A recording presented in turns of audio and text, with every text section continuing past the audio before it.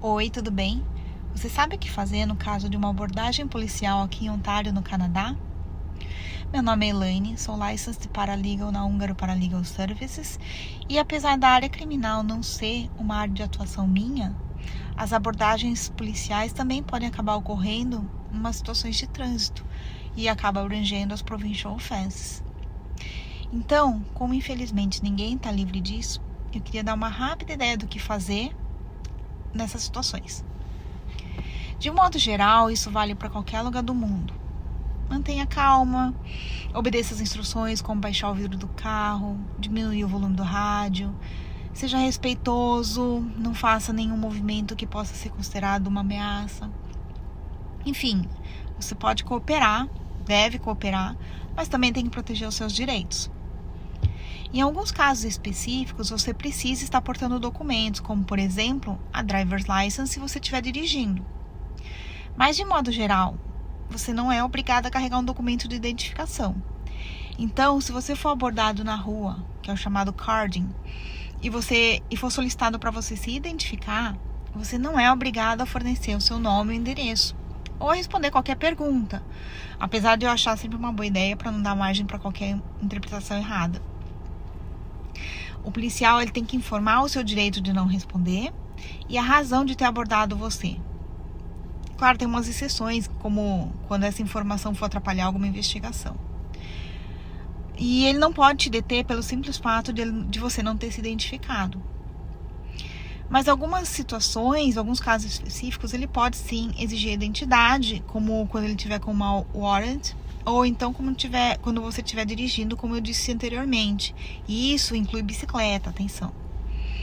Como nem sempre a gente lembra os casos que deve ou não mostrar identidade, eu sempre aconselho a identificação, já que você não tem nada a esconder, né? Como regra geral, se você passar por um carding ou street check, você vai receber um papel com as informações sobre a abordagem e sobre o officer, e as instruções para abrir uma reclamação se precisar. Bom, isso tudo no caso de você estar caminhando. Se você estiver dirigindo, você precisa apresentar, além da driver's license, o documento do carro e o comprovante de seguro. Em alguns casos mais sérios, o oficial pode até reter sua habilitação, mas de modo geral, a minha recomendação é a de entregar os documentos e não falar mais nada. Você não é obrigado a fazer qualquer statement, tentar se explicar ou se justificar. Lembre-se, tudo o que você disser passa a ser uma evidência, inclusive mentiras. Vou dar um exemplo prático. Se o policial te para e pergunta: você sabe que velocidade estava? E você, sem querer se denunciar, responde não, esperando que ele fale primeiro. Bom, você pode acabar sendo enquadrado em careless driving por estar, dirigindo sem estar prestando atenção na velocidade que você estava indo. E tem vários exemplos como esse que a gente vê na prática. A pessoa querer ser simpática e acabar falando coisas na inocência, e isso depois se acabar a ser usado como evidência. Então, na dúvida, fique quieto, seja educado, diga apenas sorry, I'm not giving you any statement.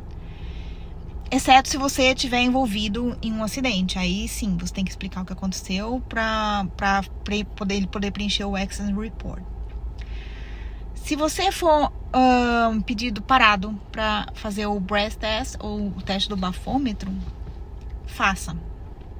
A não ser que você tenha uma condição médica comprovável, que você possa comprovar mais para frente.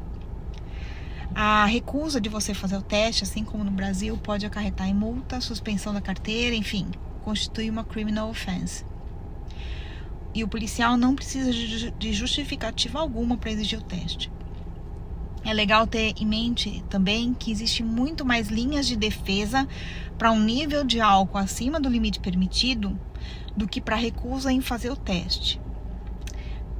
O procedimento parecido acontece com os drug tests.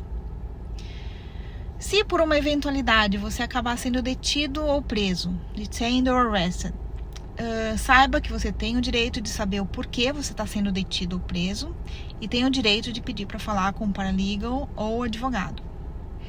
O paralegal ele pode atuar na área criminal em casos menos sérios, em que a pena máxima equivale a $5.000 ou prisão de até 2 anos menos um dia.